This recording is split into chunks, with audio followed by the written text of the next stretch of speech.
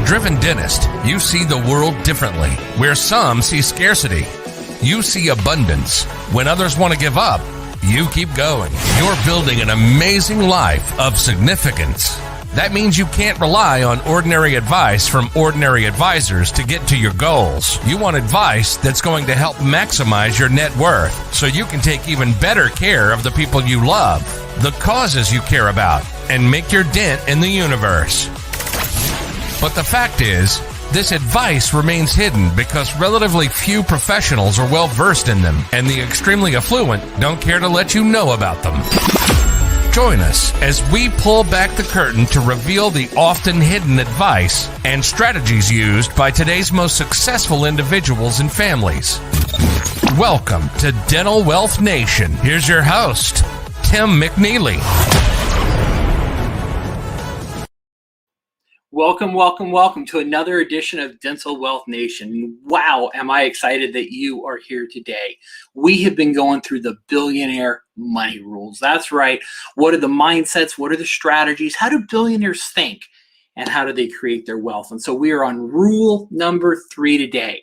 And this one is so important that I really want to share it with you. You know, there's a saying that says, do what you love, and the money, well, it just may follow. And, you know, there's many of you listening to this. You may enjoy running your dental practice and you're really good at it. But on the other hand, you may love what you do, but you're not in the line of money. You may find a job that's really rewarding. You wake up every day. You're excited to get out of the office. You're excited to make that difference. But you're not going to become one of the super rich and maybe not even moderate wealthy. And there's nothing wrong with that, right? If you don't want to pursue this, if you don't want to increase your net worth, that's okay. This is not for everyone. But the fact is, not only do you have to love what you're doing and have a wonderful life, if you want to be really, really wealthy, you got to put yourself in the line of money. You have to get in the way of endeavors that are going to help create serious profits for you. And that nearly always means being in business. Look, starting a new business, having a business plan, running the numbers, really, really important, right? You want to see that the projected financials are going to actually give you the income and the wealth that you want to do. A lot of it's guesswork, but it should be very educated guesswork. And that's what we're going to run through today. Is I'm going to share with you the steps for implementing billionaire rule number 3. So let's bring this up and dive right in and get right to it. So when we start looking at, you know, how do you put yourself in the line of money? What does that actually mean? Well, step 1 is you want to get a good, strong, solid overview of what the project you're working on, right? This is the equivalent of your business plan that you're creating for your venture, right? You want to start with a really broad and insightful understanding of the spirit and the characterization of the venture that you're going into. So you want a solid overview. Step number 2, construct the assumption set, right? If you want to run the numbers and you really want to make sure that this is going to be an endeavor that's worth doing, you gotta do the math. And you want to base those on key things that are in the project. This is going to concern things in terms of the nature of the business. How competitive is the business environment that you're in? Who are the people involved, right? Your circumstances are really going to drive the assumptions that you use. So step 1, get a solid overview of your project. Step number 2, you want to construct an assumption set. Step number 3 is you really want to develop multiple scenarios, right? You want to look at different ways this may play out for you, right? The future, certainly uncertain, especially today, right? Socially, politically, economically, we've got so much going on that you really want to consider all the different possibilities that are out there. So, for example, how does that play out? Look at what Biden's talking about in terms of his current tax plan that's coming down. That may actually mean you've got to sell your business for a whole lot more just due to some of the capital gains proposals that I was talking about. Now, we don't know what's actually going to pass, and the final form may be really different, but I bring that up to you to illustrate you want to develop multiple scenarios. You want to look at the different outcomes that you may face down the road. Step number 4, identify the highest probability scenarios. What does that mean? Well, you're going to have different scenarios as you're running the numbers, as you're putting yourself in the line of money.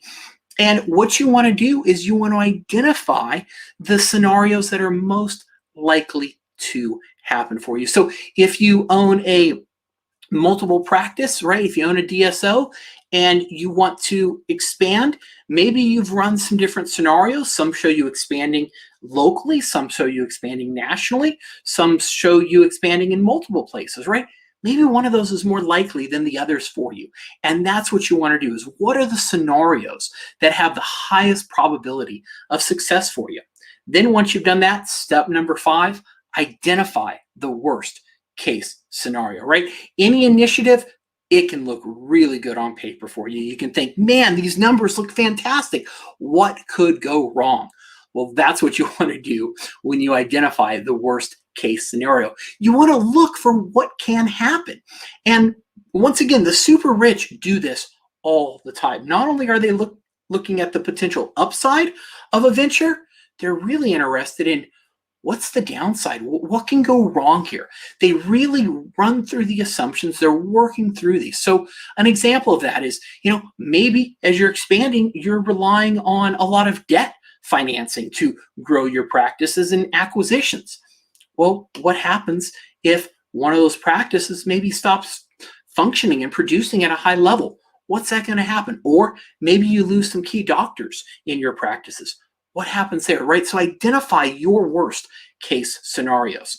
Once you've done that, you can jump on to step number 6. And this is really where you want to determine how you're going to fare under the high probability and the worst case scenarios. This is really bringing them both together. You want to look at your best case scenario, what's going to happen?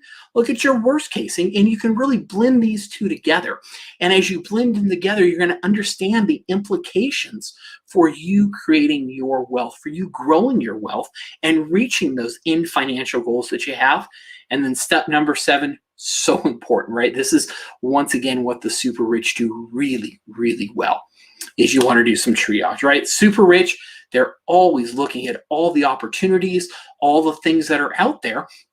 And the self-made rich are really looking at all those different initiatives that are out there. They want to do the ones with the greatest returns, and that's what they're going to pursue, right? Follow the money. Do what's going to actually make a difference for you.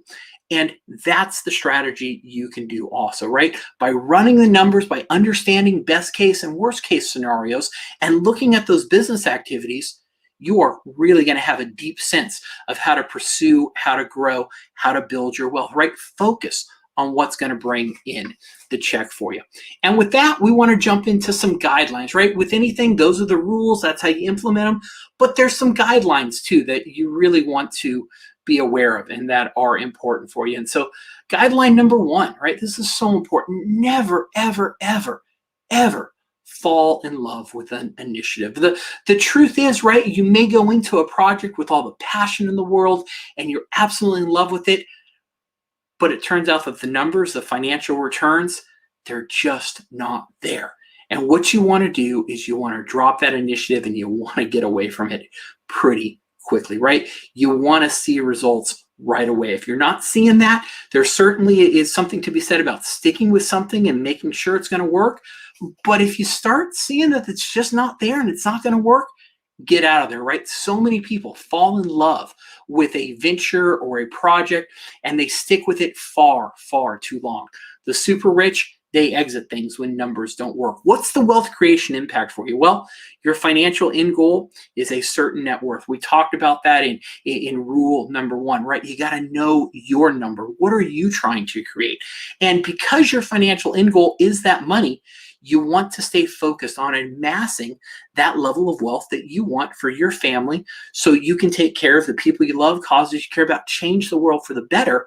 And you don't want to get wrapped up in one specific project, one specific initiative. Guideline number 2, work the assumptions. Once again, this is a big failure that a lot of people really don't take the time to do. And I don't want that to happen to you. So work the assumptions. What does that mean, right? Spreadsheets, spreadsheets, spreadsheets. And if you don't know how to do this, That's okay. You can get someone to do this for you, right? Any competent MBA student, an accounting intern, right, can come up with the answers that the professor wants, right? But what you want to do is you want to be very attuned to your financial projections and the specific initiatives that they're supporting, right? Pay attention to that. What's the wealth creation impact for you? Well, define and foot every assumption when you run the numbers, right? This is key, right? Manipulate each assumption to really see how it interacts and changes things, right? You want to work these assumptions hard. You want to play with the numbers. You really want to go through it so that you know you're going to get the results that you want. Guideline number 3 is be able to justify your assessment of the various scenarios, right? You want to know the numbers, you want to work the scenarios, but more importantly, you want to be able to justify it, right? It's not just enough to put a great looking spreadsheet, run the numbers and say, oh my gosh, this is going to make me a billionaire, right? You want to be able to justify those numbers. And the super rich, once again, they're very, very good at this. They use logic to justify and their assessments. And meanwhile, the extremely wealthy, they can make some proclamations and actually know how likely those various scenarios are to play out. So that is billionaire rule number 3. You got to put yourself in the line of money. You got to be in an endeavor. You've got to be in an industry. You've got to be in a place where you can create wealth. And you can do that, right? If you're listening to this, you're a dentist, you're in our Dental Wealth Nation community, you have put yourself in the line of money. I am convinced dentistry is one of the greatest industries out there. And so you're there. You just got to run those numbers, really work through this. If you'd like a copy of any of these reports, just put it down in the comments below. I'll personally respond and I'll get it to you. I'd love to get these resources. If you have questions about any of these things that we've talked about, if you want to run some of those numbers, if you want to get an overview, if you need a sounding board, if you need some help going through these multiple scenarios, happy to help you. Just reach out and we'll get on a call together and I'll help you sort through this. So that's billionaire rule number 3. Stay tuned because we're going to be going into billionaire rule number 4 next. Until then, get out there and make it a great day. You've been listening to Dental Wealth Nation. We hope you've gotten some useful and practical information from the show. Join us next time as we pull back the curtain to reveal the often hidden advice and strategies used by today's most successful individuals and families, and help maximize your net worth so you can take even better care of the people you love. Till next time, make sure to hit the website at dentalwealthnation.com.